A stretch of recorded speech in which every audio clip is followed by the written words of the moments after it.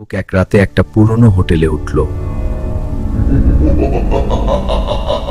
রিসেপশনের লোকটা তাকে একটা অদ্ভুত কথা বলল।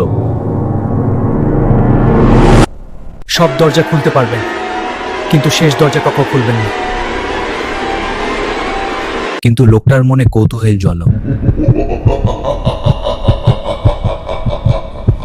রাত গভীর হলে সে চুপচাপ সেই দরজার সামনে গেল। ধীরে ধীরে সে দরজাটা খুলল।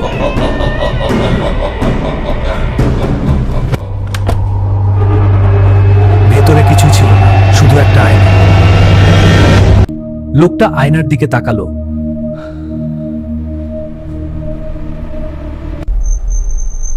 আর তখনই সে তার পেছনে দাঁড়িয়ে আছে একটা ভয়ঙ্কর লোক। এমন ভয়ঙ্কর গল্প আরো দেখতে চাইলে লাইক দাও, কমেন্ট করো আর বন্ধুদের সাথে শেয়ার করো যদি সাহস থাকে।